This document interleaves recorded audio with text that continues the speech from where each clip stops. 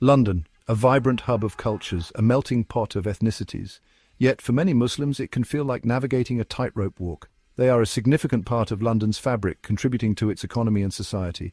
But they often face a sense of being misunderstood, of being judged. This feeling isn't unfounded. Headlines scream about global conflicts. Fingers point at their faith. Sometimes even their own city feels hostile.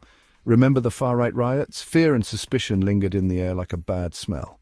In this climate, it's no surprise that Muslim communities hold their identity close. They want to belong, yes, but not at the cost of their beliefs and values. Imagine being part of a group that constantly feels under scrutiny. Every action, every word, every cultural expression is watched and judged. You hear whispers about your beliefs and you can't help but feel the weight of those stares. You see your culture misrepresented in media and public events, twisted into something unrecognizable. It's easy to feel threatened, right? This constant pressure can make anyone feel anxious and isolated. That's where group threat theory comes in. It helps us understand how these feelings of being under siege can affect entire communities. It explains how this feeling of being under siege can make communities circle the wagons, becoming more insular and protective. They become more protective of their identity, their traditions, and their way of life. Then there's realistic group conflict theory. This theory delves into how competition for resources, jobs, housing, you name it, can breed tension between groups. It talks about how competition for resources, jobs, housing, you name it, can breed tension between groups. When resources are scarce, the stakes are high. When people feel their piece of the pie is threatened, they cling tighter to their own, becoming more defensive and wary of others. For some Muslim communities in London, this translates to seeking spaces where their values are understood and celebrated, where they can feel safe and respected. Spaces where their children can learn about their heritage without fear of judgment, where they can grow up with a strong sense of identity and belonging. Enter supplementary schools. These aren't your typical Monday to Friday schools. They serve a unique purpose. They operate on weekends, adding to the already busy lives of Muslim families. Yet they are a vital part of the community, but they offer something crucial, a grounding in Islamic faith and culture. Take Al-Noor, for example. This school is a beacon for many.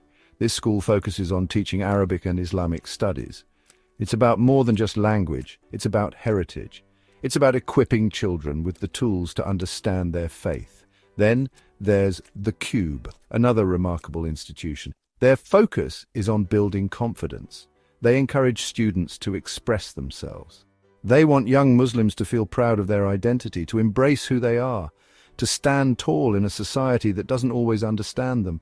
These schools foster resilience. These schools are more than just places of learning. They are safe havens, sanctuaries for growth, places where children can be themselves, where they can thrive, places where families can connect with their community, strengthening bonds and building a brighter future together.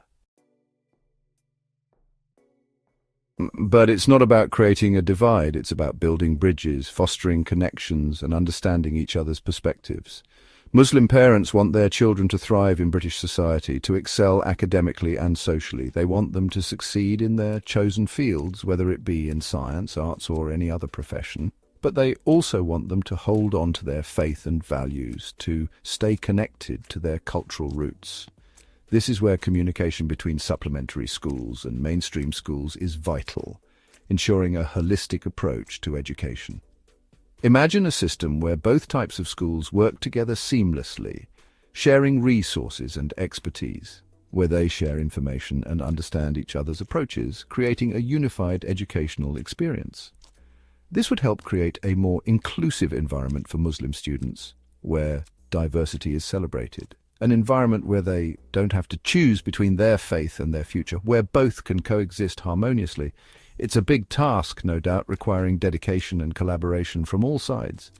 But by working together, by building bridges of understanding and mutual respect, we can create a London where everyone feels like they belong, where every individual is valued and respected.